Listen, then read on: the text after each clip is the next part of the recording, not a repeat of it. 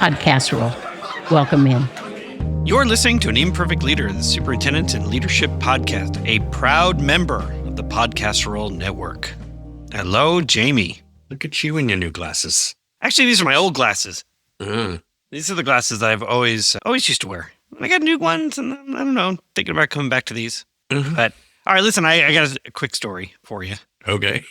I think I texted you a picture the other day, and I have to decide whether or not I want to actually add it to anything. But sitting down, I'm doing some work.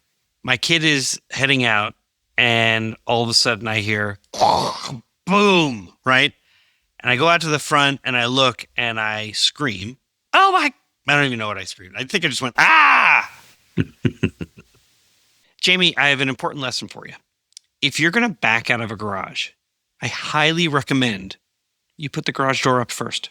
I mean, how come? Seems strange. Why do you need to do that first?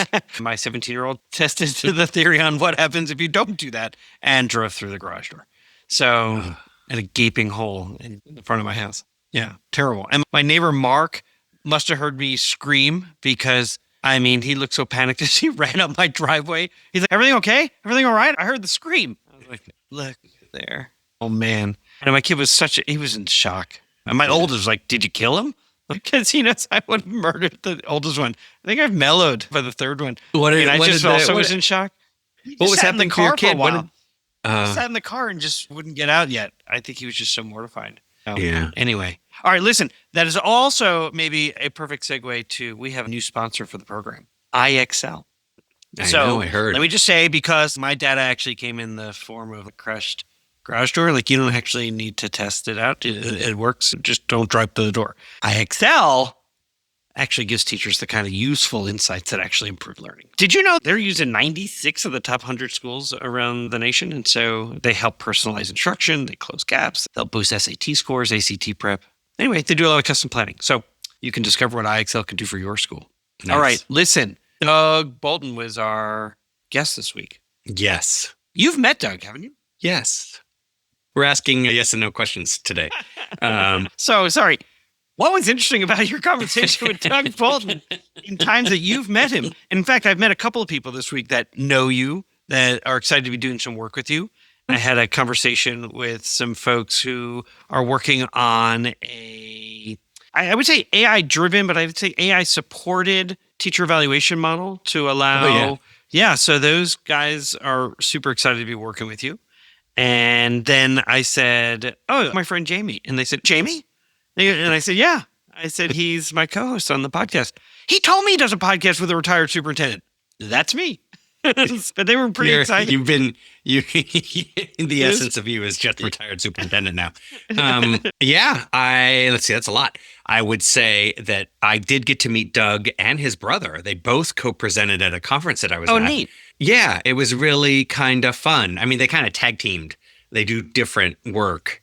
And I was enamored with, as you probably could guess based on this interview, I was just enamored with Doug. I think his work lines up to you and I, obviously, perfectly. Yeah. And I'm excited to have this conversation with you about it. There were so many points that stood out to me as important to note, especially in a time right now where, as educators, I think we are living in a traumatic space. Yes. Like public education is not easier right now. It's harder. Never been harder. Exactly. In fact, I will tell you, I was at a conference just this past week, and Angela Duckworth was one of the keynotes, and she paused a couple of times to remind the audience how important it is for us to stand in awe of our teachers, because it's never been harder to be a teacher and a leader in a public school, charter school, any sort of system that is about educating children right now.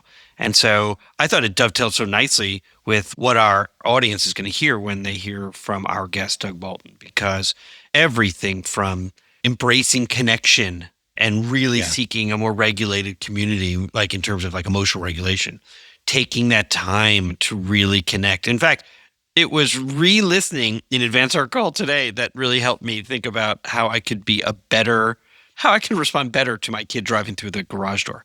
I was just like, there's so many examples like that, the equivalent in schools, whether it's aggressive disagreement based on ideology, based on philosophy of teaching, based on politics, whatever. And like, how do we turn down the temperature a bit and re-engage? And so everything from restorative practice, all this kind of stuff, I was like, oh, this is so perfect based on what I've been experiencing these last weeks. Can I make one connection? And then I think please, and then we'll get into it. Dive into Doug. Because and this is toward the end of the interview. But basically they talk about connection. He talks about connection over punishment. Doesn't mean that there isn't consequence. There's right? a difference. And we should talk about that on the other side. 100%. I just love the idea that when my eldest totaled our car, my job was not to punish. My job, because he was in shock, when I got there, my entire being was about caring for him, making sure he and anybody else that might have been a part of it were okay, and to tell him outright, it's just a car. It doesn't matter. I'm so glad you said that. I did ultimately get to, my dad always said, you can replace cars. We can replace this garage door. I could never replace you. Exactly. And I'm so glad he modeled that for me, because it gave me the words to use for my son. Yeah. And we got to humor pretty fast at dinner. It was so great, but it was pretty tough. But okay, why don't we I want to hear all about you and all of that. Doug says, invite instead of I want to hear all about you, but just not right now. I'm going to exclude you right at this moment and invite everyone to listen to Doug. And then we'll come back and I can't wait. Oh my God. From more. So you've been listening to, or you are listening to, An Imperfect Leader, the Superintendents and Leadership Podcast. I am Peter Stiepelman. Yeah, I'm Jamie Almanson. You'll hear from me later. Yes, I promise. We'll see you in a minute. Today on An Imperfect Leader, we are honored to have Dr. Doug Bolton, an esteemed educator, clinical psychologist, and author who partners with school districts to cultivate resilient school communities that really do embed social-emotional learning, enhance belonging, and support mental health and wellness. And let's, start there by saying, Doug, welcome to An Imperfect Leader. It's so great to be here, Peter. Thank you for having me. I'm really thrilled that you agreed to be on our program. You and I, we share a friend, Shelley Berman, and I'm so pleased that he connected us to each other. If it's okay, I'd like to start our conversation about your book, Untethered, Creating Connected Families, Schools, and Communities to Raise a Resilient Generation. Now, for superintendents who really are striving to build school cultures so that they can create opportunities for students, I guess what I'm hoping for is maybe to talk a little bit about your book and an important takeaway that you would hope that they would gain from reading it. Yeah, so I spent my career working with kids in therapeutic school settings. And as the mental health crisis took hold in our country and actually around the world, people began asking and wondering what was it that we were doing that they could learn from in more of gen ed environments. And as we take a look at the ways that people struggle and the things that help us be resilient, there are a couple of things that showed up in the research and in my own practice. And in order to be fully resilient, in order to support our best mental health, we need really there are three main factors. The first is our ability to make healthy attachments, both with peers and adults, but also to feel connected within a classroom community. The second is our ability to be emotionally regulated, our ability to manage stress and be able to show up as our best selves as often as we can in the face of difficult circumstances. And the third is trauma. And the thing about trauma is trauma disrupts both our ability to form healthy and trusting attachments, and it also really undermines our ability to be physically and emotionally regulated. And what we also know is 2/3 of kids by the time they're 18 will have experienced at least one significant trauma in their lives. The thing about the research that was fascinating for me is that there is one intervention that hits all three of those things, and that is being embedded in a connected and regulated community. It helps us learn how to attach, it helps us regulate, and it helps us actually co-regulate when we're around other people who are regulated. We are more regulated.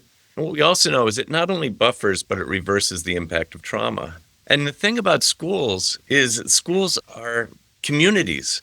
And so when we can embed kids in healthy school communities, we can do a tremendous amount of good, both at taking kids who are pretty resilient, making them more resilient, more engaged, and we can also support the kids who are most at risk. Because there's no other community that has kids for 30 hours a week, for 40 weeks for 13 years. There's no other place that has this power to support the wellness of kids. And so that's the whole idea of the book, is then to figure out, how do we create these communities of wellness? Yeah. So I imagine, in having had an opportunity to read some, is to see that for leaders, as a takeaway, is this isn't a prescribed, this is what you need to do, but rather, here are the elements that you ought to be thinking about as you work with your community to establish a caring and compassionate and empathetic community, one that values and honors anyone who crosses that threshold who comes into your building. Absolutely. It's an interesting thing when we take a look at the strategic plans of most districts, right?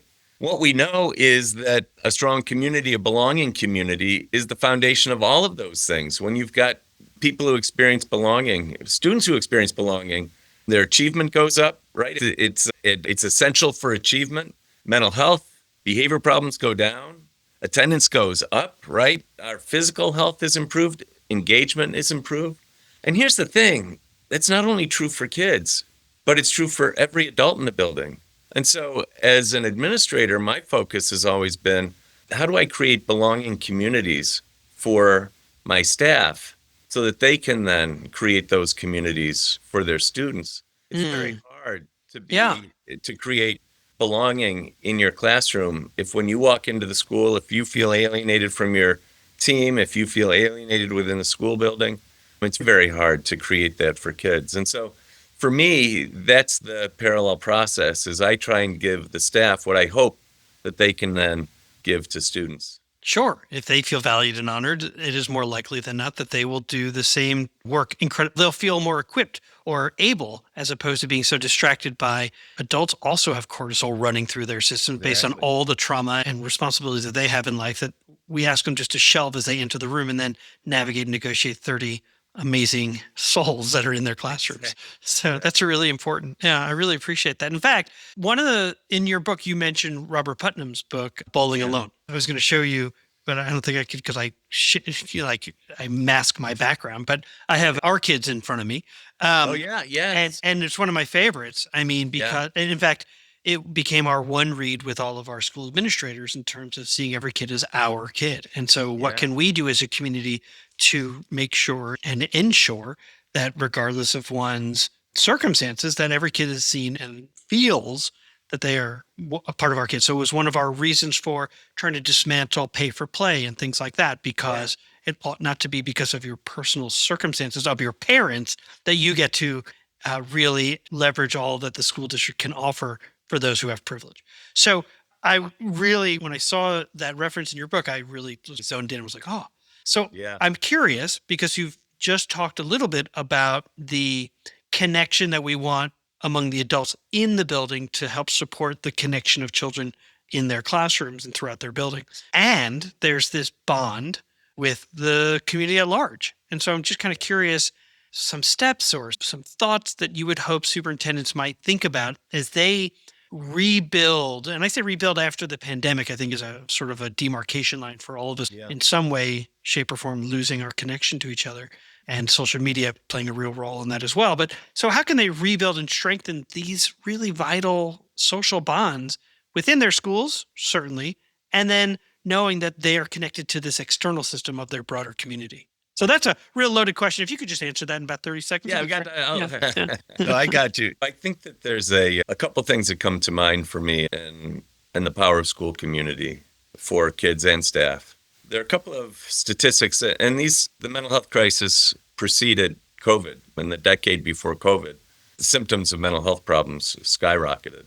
And one of the ones that was most striking to me and most concerning for me was that the suicide rate for children is 2 times higher when school is in session. And when we take a look at that, and then there was a study where they took a look at pediatric emergency room visits by week.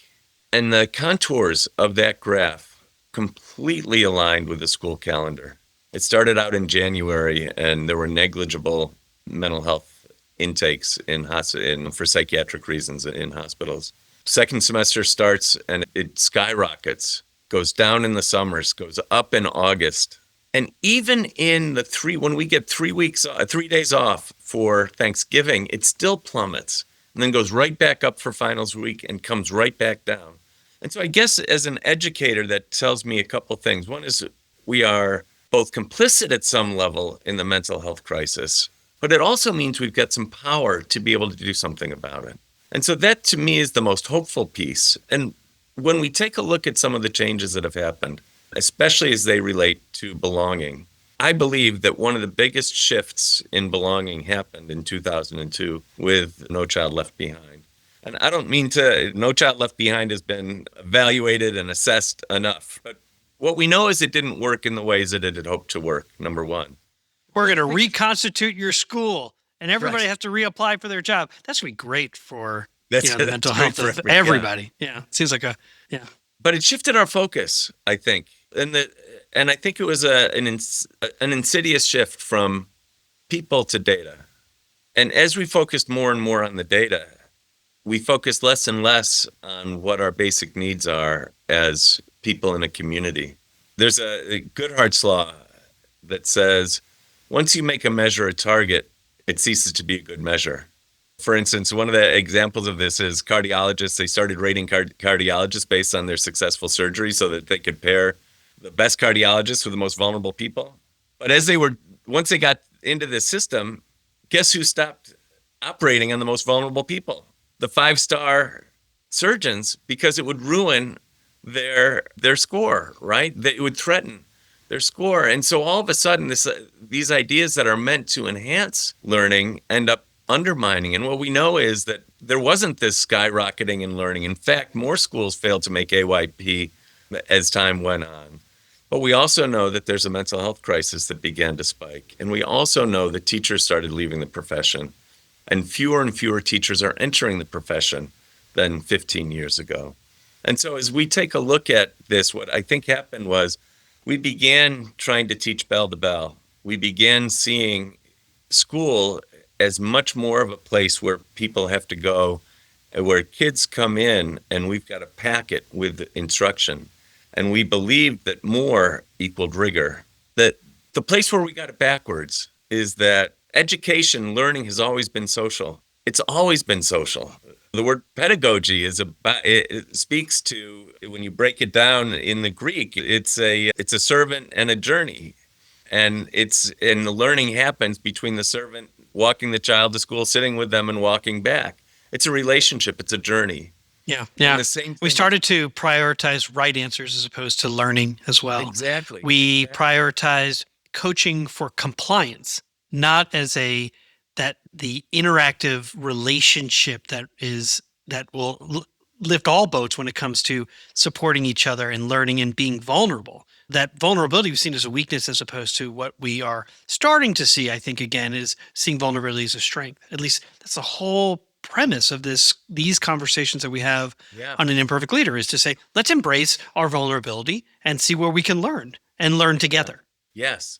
I love it. And have it be safe to get there. And have it be safe. Exactly. Yep. I want to move to the next question because I think it ties into some of the pieces that you're talking about. First of all, the fact that the suicide rate is 2 times higher when school is in session. It makes me think of Brian Elbel is a researcher at NYU with the Langone Center and has been looking at schools that have gone phone free. What does it look like with because he's got a relationship with the Department of Education as well as the public hospitals. So are we seeing that schools that go phone free have fewer children being admitted to pediatric hospitals for mental health needs? It's kind of an interesting study. And so I know that there's looking at this, and it didn't even occur to me that the role of school as either could be, to your point, a great place to look at how we can support kids, because if that's where it's spiking, we can also play a role in supporting kids even better. So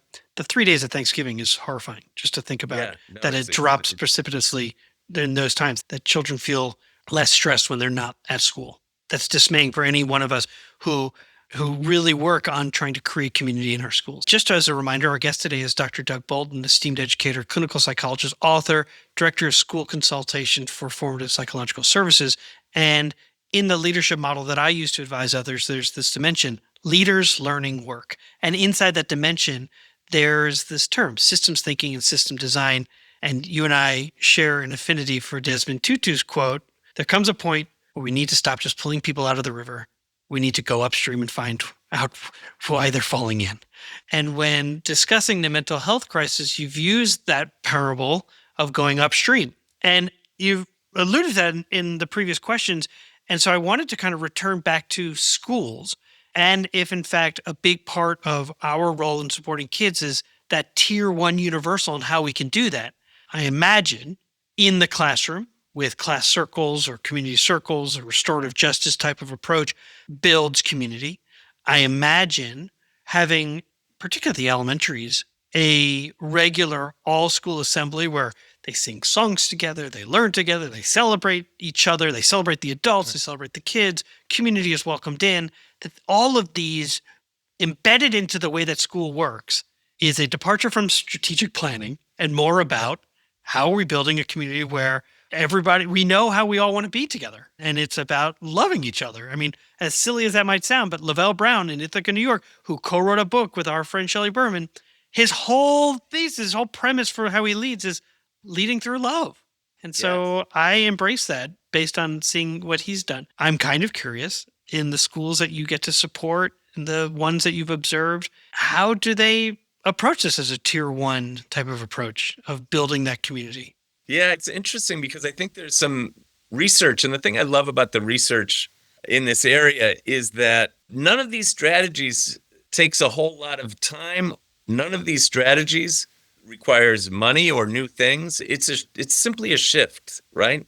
And for instance, there's great research on greeting children at the door. And it can be very, this is the high five, hug, fist bump, nonverbal, right? Yeah. But what we're doing is we're making a connection. It can even be when kids are sitting, but we're making a connection, we're making eye contact. And I think, first of all, time on task increases by 20%. And so at the end of the school day, that's an hour of additional time per school day of on task. And they saw a significant drop in misbehavior. I think part of it is we can also, when we know our kids, we can see in a glance they're agitated, something's going on. And that also allows us to check in with them. And so something as simple as being really intentional about, can I make even a micro connection with every child, every class period? That piece is important. I'm not sure if you're familiar with Bruce Perry. He's done a lot of work. He's kind of the leading neuroscientist who focuses on trauma and resilience. And he talks about the 3 R's, that in order to access our best brains, reason, we need 2 things. And this is very parallel to my book. We need to be connected in relationship, and we need to be emotionally regulated. The research on things like mindfulness has been around for a long time, and it's powerful.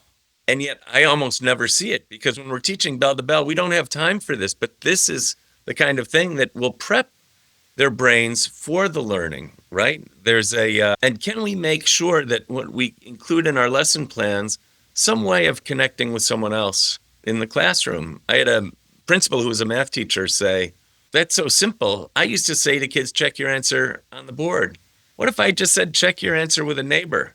And I don't care if it may be about the answer, but they may notice a Pokemon sticker on their folder. And all of a sudden they have a quick conversation about a Pokemon. Yeah. About Pokemon. And then when they see each other in the hallway, there's going to be a different connection. Doug, I think about that from a superintendent's perspective, as opposed to having one principal say, this is what's working in my building, but to turn to another principal at the same level and talk about the things that are working, your challenges, those types of things, but allowing them to talk. And then they now have a connection when, I'm going to come visit your school, you come visit my school, or even in these all district meetings, I have someone I connected with, as opposed to feeling so afraid to even raise your hand or say anything because they're going to discover that they made a terrible mistake by hiring you to be a principal. That's the biggest fear. And this is where psychological safety comes in. And psychological safety, the research I love the most comes from a really unexpected place, which is Google. Yep. I'm trying to remember her name. Is it MIT or Harvard who did the study? Yeah. Amazing. So tell us. So what they did was they weren't looking at psychological safety. They were looking at trying to figure out how are teams effective. They were looking at bottom line numbers.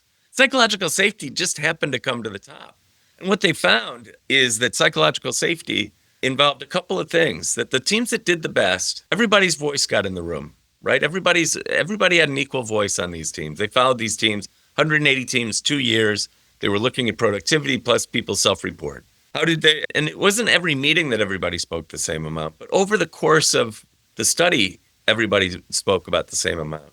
And then the other is attunement, that they knew what was happening. They knew one another. They could read one another's expressions. They also knew what was happening to one another outside of school, right? Outside of Google. In team meetings, this is outside of Google. That in a classroom, it's outside of the classroom.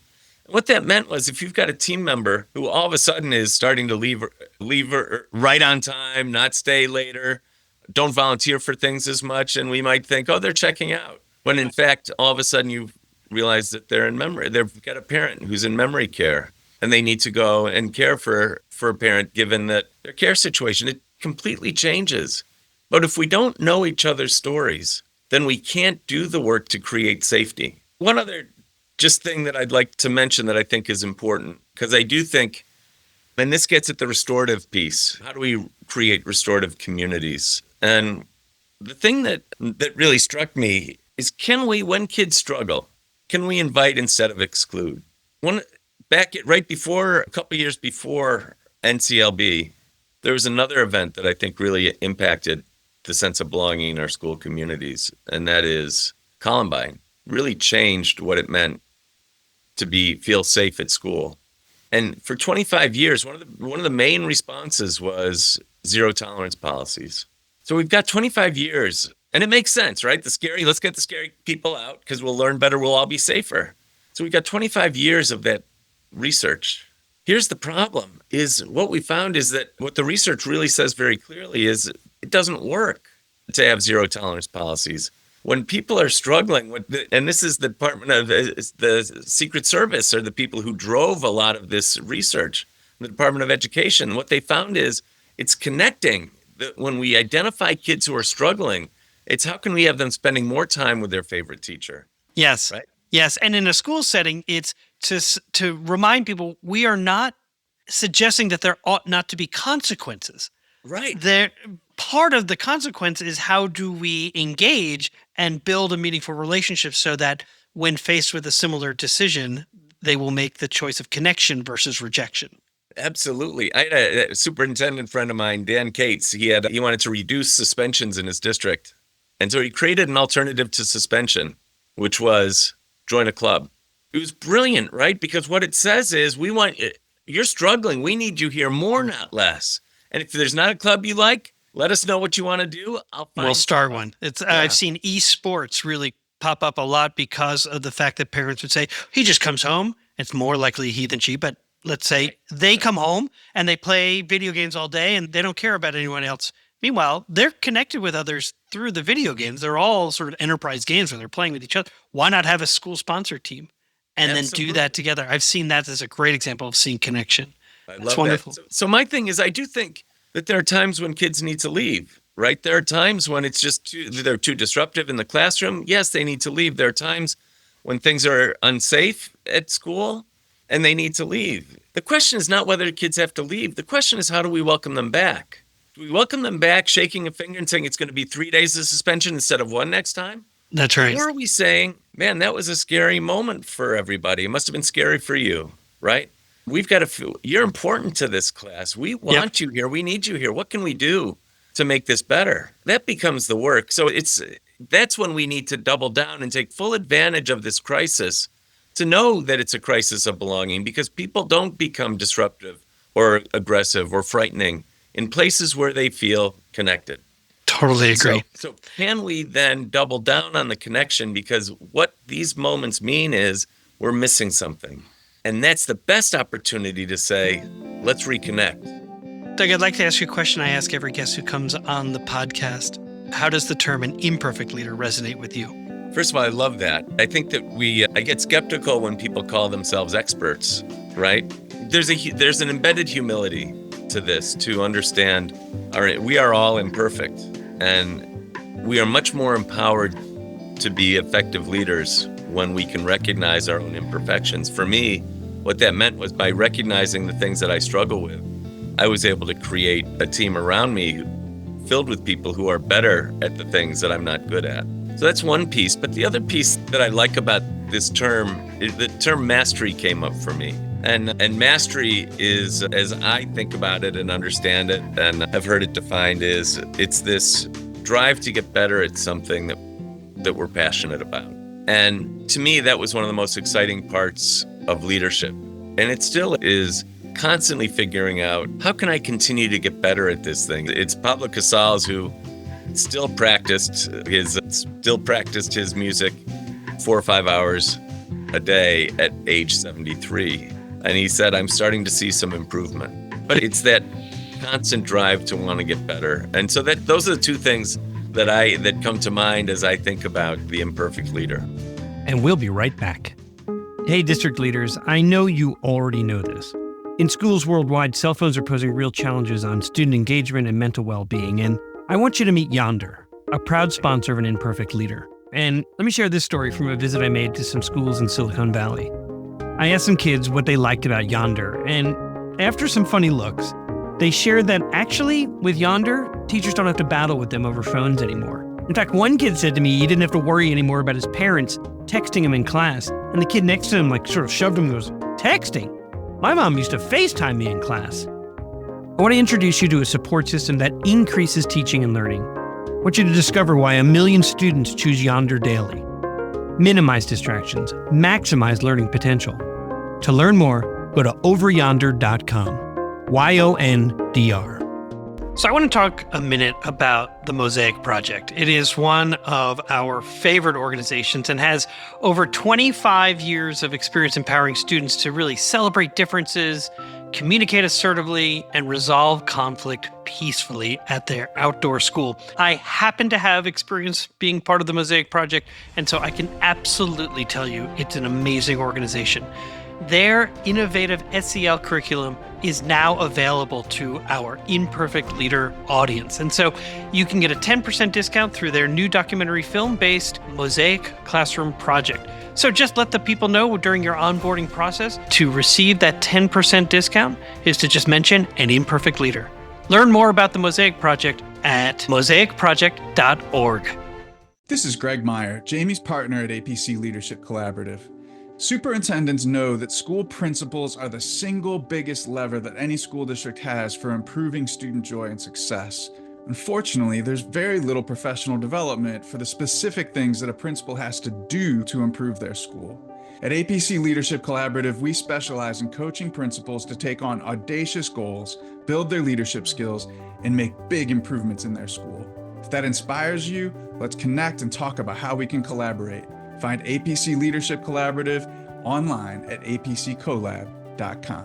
When leaders think in systems, they think differently.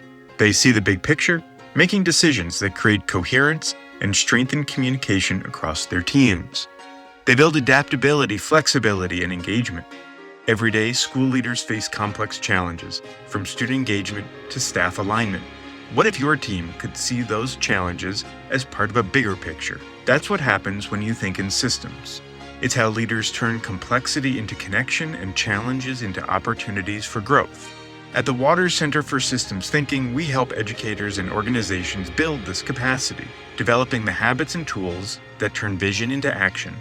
Think differently, think in systems. Sign up for our webinars, free resources, or a consultation by visiting our website, which you can find in the show notes.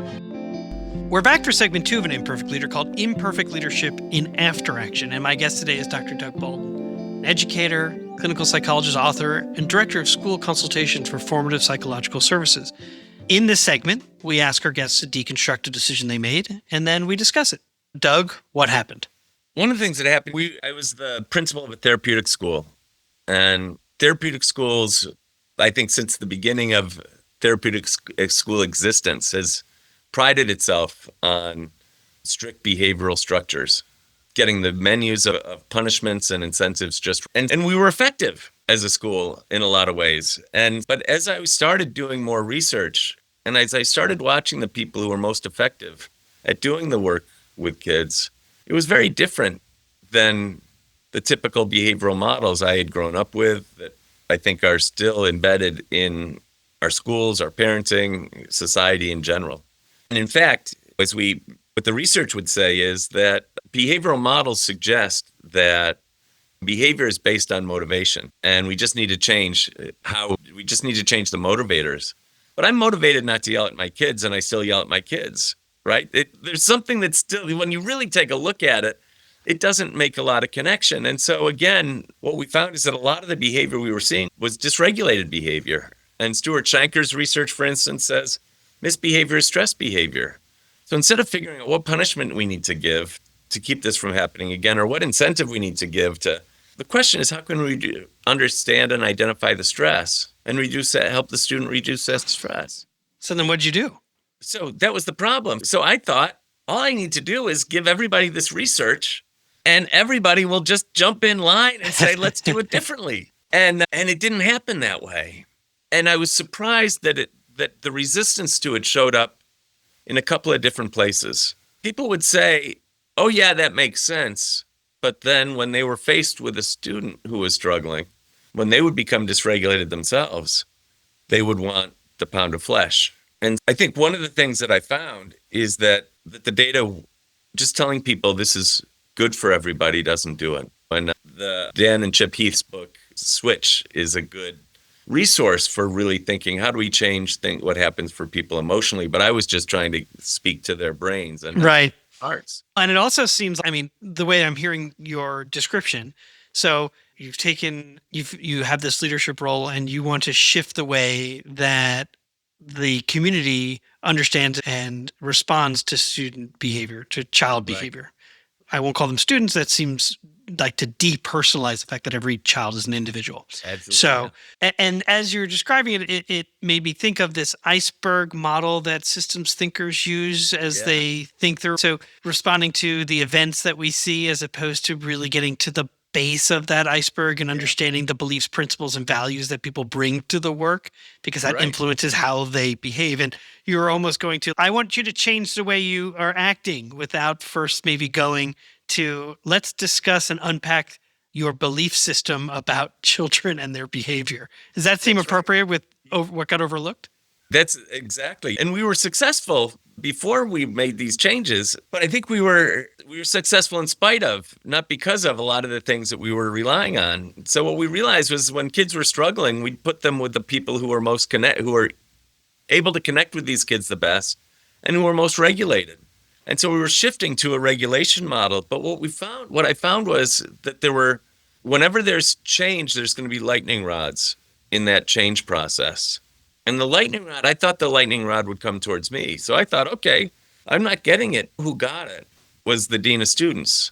And so he was the one who was best at this stuff, right? This was the message he had been preaching all along. So I felt like this would be empowering for him. Person after person would really vilify him for not being able to provide the punishment that was necessary, that not believing that regulation, helping the child regulate, then they could access their best brains, and then we problem solve with the teacher and help figure out what's going on, that didn't feel sufficient enough. The other thing that began to happen was that people began doing workarounds. So we didn't want kids to be isolated in quiet rooms anymore. We called them quiet rooms. If a kid behaves poorly, we send them to the quiet room. Yeah, we called it the think and plan room. Let's think exactly. And plan. So TAP for short. Let's go to the TAP room. Yeah. And these are all euphemistic. But really what they would do is they would become more regulated because of the time. But then we'd leave them in there after they were regulated for hours, right? And so we said, no, we're not going to do that anymore. But then they created another system and created another room called the Opportunity Center. So then so it was a little bit like, so there are these workarounds that these are the ways that people were invested in resisting the change that I didn't see coming. And I still feel badly because I think if I had seen that coming, if I could have been the point person for those challenges, I would have put myself in those shoes better. But instead, it was very stressful for the people who were. When did you? So one of our questions is, what could you have done differently? And so you've just stated it. Was there an opportunity? Did you have weekly meetings with your dean that just failed to think about that, or to ask how's it going? And they didn't want to overburden you because they had a job to do, or I'm just curious. Yeah, I think he was the one who was always in the moment, right? So we would talk about it quite a bit. I think what I realized was I didn't articulate the vision well. I articulated the data, but I didn't articulate the vision. And part of it was because I wasn't really quite sure where we were going at some level. What I knew was we needed to change, and I had a vision for what that looked like. But even I didn't express it as clearly to my team. One of the things that we began doing was saying, we didn't know exactly where we were going, but we said, we're starting in Chicago and we're heading west. And it began, there was this kind of organic process where it's like, it looks like we're going to California, right? And then as we get closer, it's San Diego is where we're headed, right? So it became more and more in focus. But I think one of the things that I learned that I struggled with was being able to take, I believed was clear data, right? And a clear vision, and assuming that everybody, that one PowerPoint in a staff meeting at opening day, you're like, nailed it. Followed up emails, right? And everybody's saying, great. But then really not, as things began to struggle, being able to restate that vision, given the data that I was coming through, adapt my vision, and then restate it, given the data that we were getting. And so we ended up, it took longer. We got there. I think everybody, at one point, people we made it San Diego. We walked through the halls and this is what it's supposed to look like. But that was 5 or 6 years later. And I think it probably could have been a 3 or 4 year process.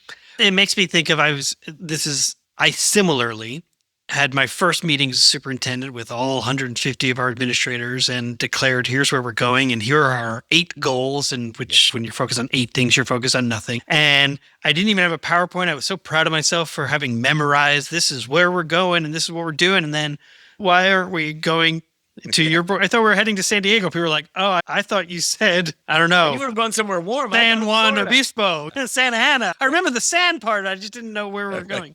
Which saint? And so I totally hear your experiences. It resonates. I recently had a conversation with a Kentucky superintendent who gave me wisdom that I wish I had when I first started as a superintendent or as a principal, which is these 45-day plans that are not strategic plans. They're simply, we agreed what we wanted to achieve together, and we'll never get there if we're just hasting. But if we go 45 days and then say, what did we achieve? Did we achieve it? And did it get us the results we had wanted to get? And if yes, great. What's next?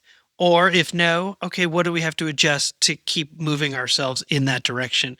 And so maybe in those first 45 days from your example would have been first establishing our compelling purpose.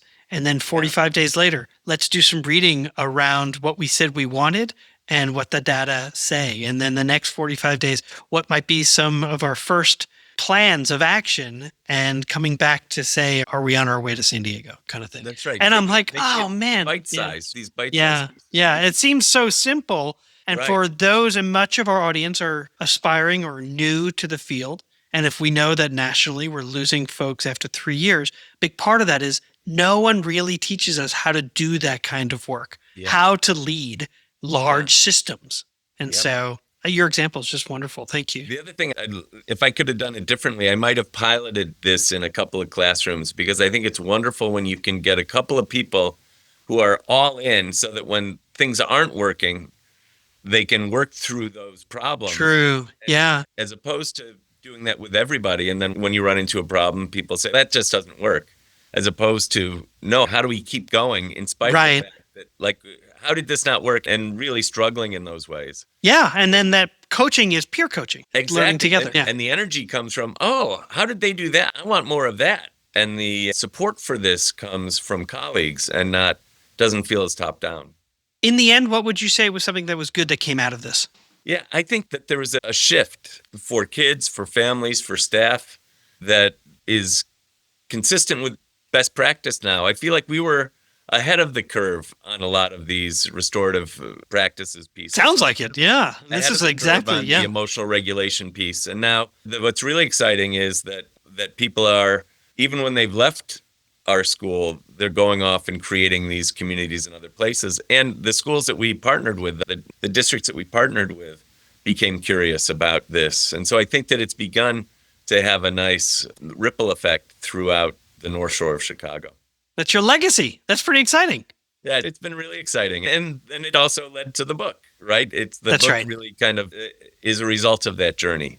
And this belief that when we can look at challenges, not through the lens of motivation, which then leaves us with two bad options, really, if we want to help kids change and develop, that when we can help them learn how to connect, when we can help them emotionally regulate, and we do that by being embedded in communities. And we're better to do that than our families and our schools. And when we can do that, that kids get healthier just being embedded in these communities. Well, Doug, that's exactly how I was going to end our conversation, was to reiterate the ability to make healthy attachments, to really emphasize the emotional regulation, and then as well as that connection and regulated communities when it comes to trauma. And more than anything, I loved the definition of mastery that you gave in terms of the drive to get better at something that you're passionate about. You're clearly passionate about the work that you do. Yeah. And I am super excited and just thrilled and grateful that you joined our programs. Doug Bolton, thank you so much for being on An Imperfect Leader.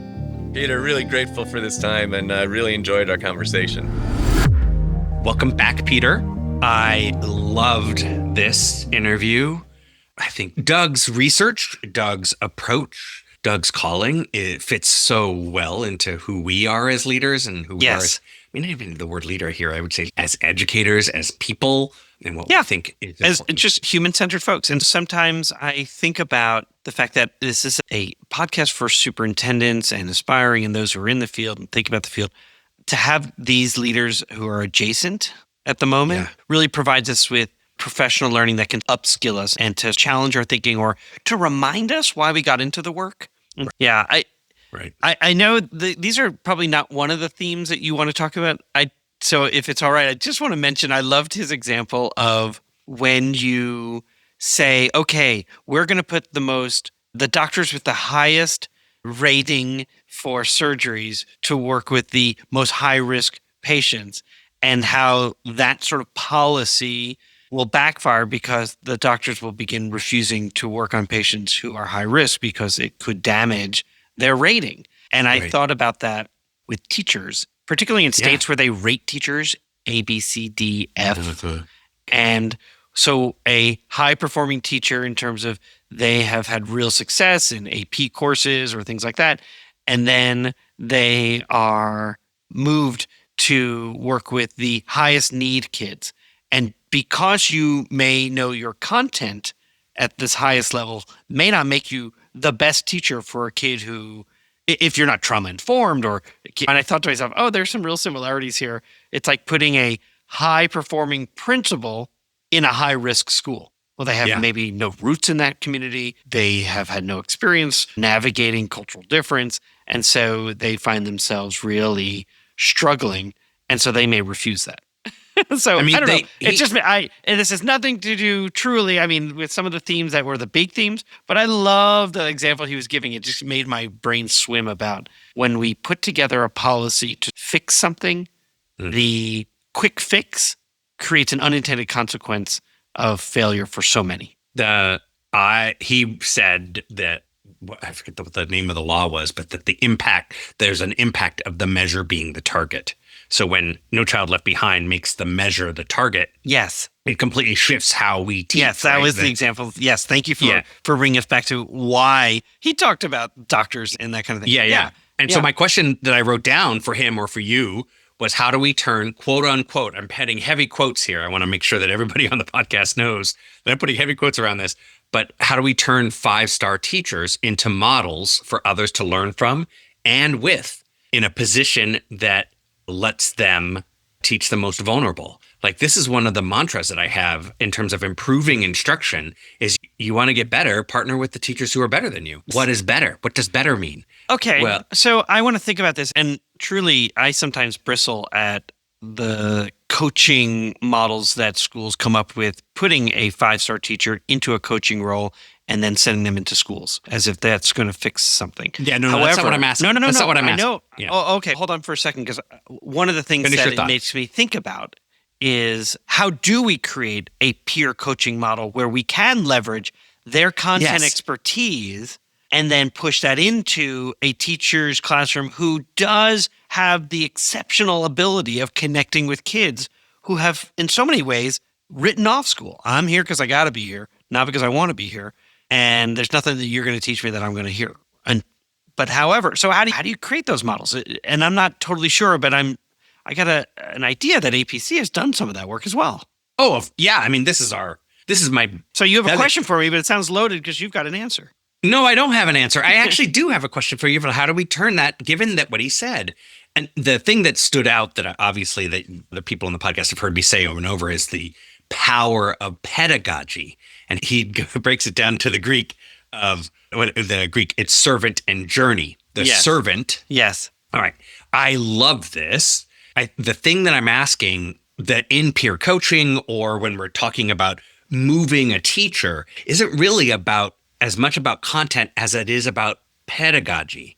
And that pedagogy is the ability to teach, how to teach, not what to teach. In fact, he gave a spectacular example later on when he talks about that you'll get more growth from the kid, you'll get more learning from the kid if you, instead of saying, okay, let's check the answer on the board, to check your answer with a partner. And in that checking with the answer with a partner, the kid happens to share something, in this case, about Pokemon.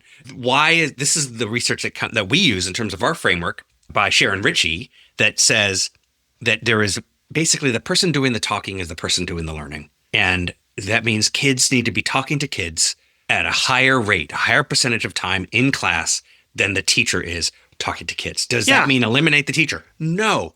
But it does mean that if a kid is talking about Pokemon, there is as much about benefit of them talking to each other about Pokemon as there is about them checking the math problem. Yeah. In other words, it's not what is the answer, although, I mean, a correct answer is important. It is not what is the answer, but how did you arrive at that answer? It's about exploring the thinking. And so I do think that there are some that are great at it. And I do think that trying to have one coach in a building makes no sense. I do struggle with pulling everybody out repeatedly for professional learning because when teachers aren't in their classrooms 90% of the time, how do we expect kids to learn? You don't get the same thing with experience for students when they have a long-term sub. What happens to the experience for those students? Oh, it's terrible. It's not because the long-term sub is a terrible person. Not at all. Low-skilled. Yeah. So when I say peer coaching, I mean there might be a stipend involved, although I don't suspect that's needed because if you provide the time for teachers to be in each other's classrooms, it's the same thing as when you ask kids to turn and talk and learn from each other. Give the teachers that same opportunity within that space to turn and talk with each other. So what were you thinking about? How are you doing that? And to model for each other. I mean, that is so powerful. I think the other thing that we're in full agreement. I love this part. I love that reflection that he had. I love that's exactly how we approach it. That's how I have conversations with educators about it.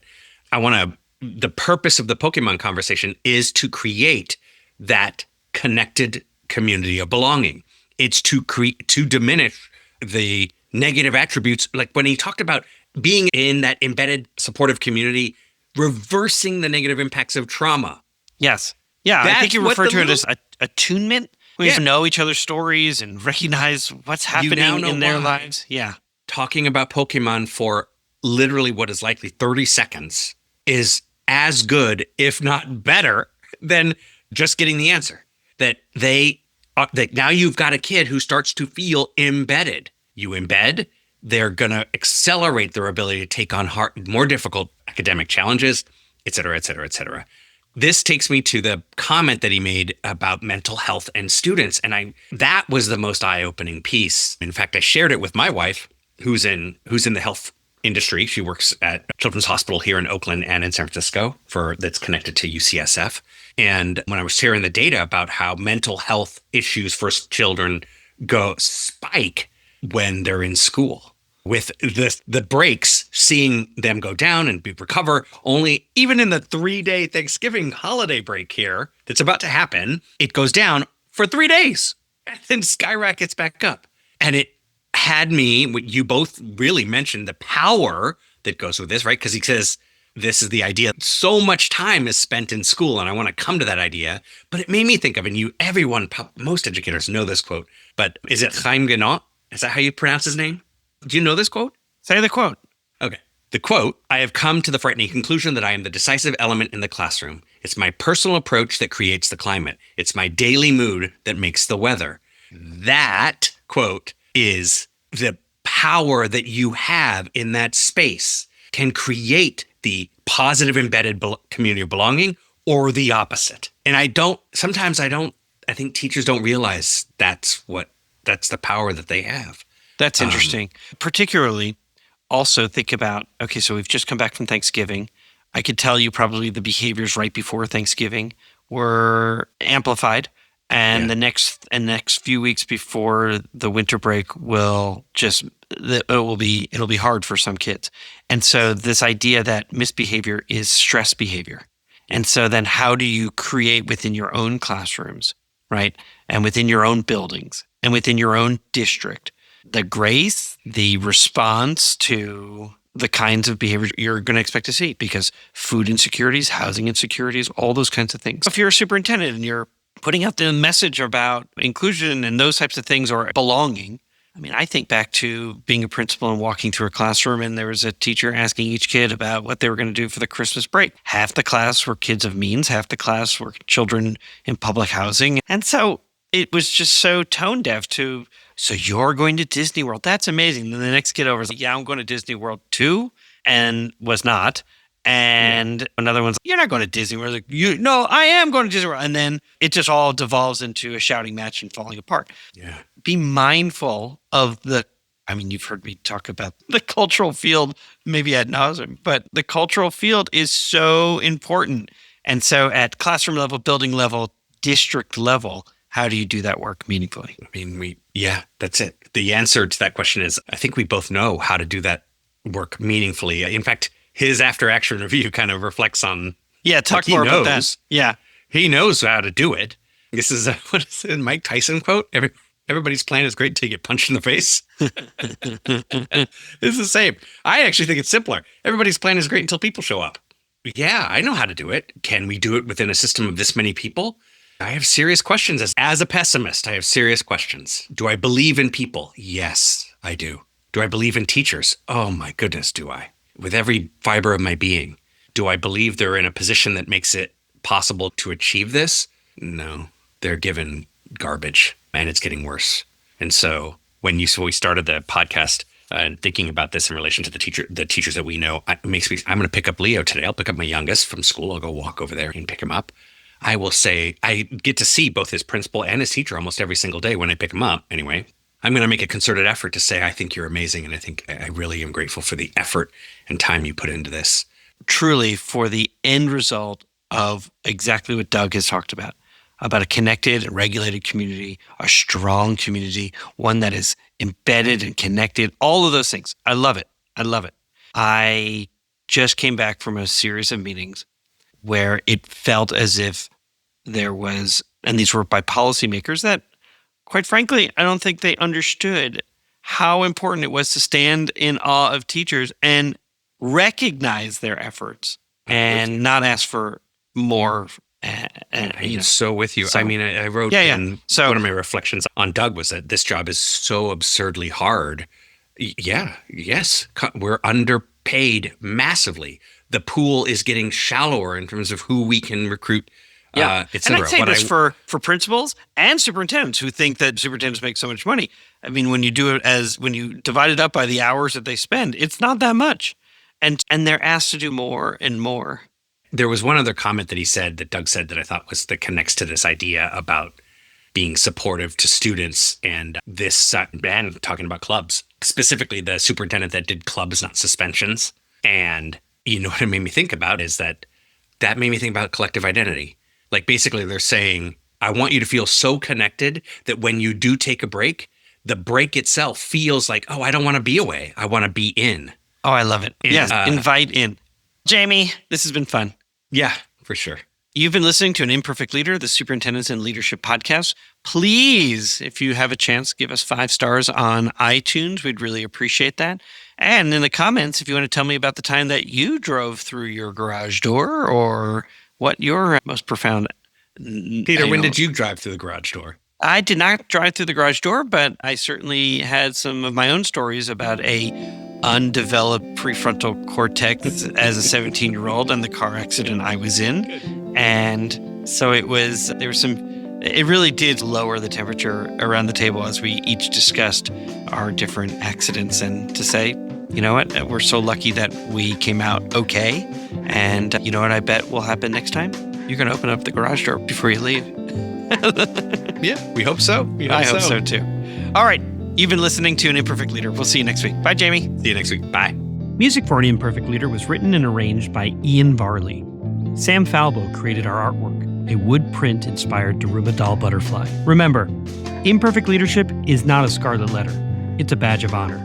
It recognizes that serving as a lead learner is about being a vulnerable leader, an empathetic leader, a compassionate leader. We are proud to be imperfect leaders, so join us next time for another episode of An Imperfect Leader, the Superintendents and Leadership Podcast.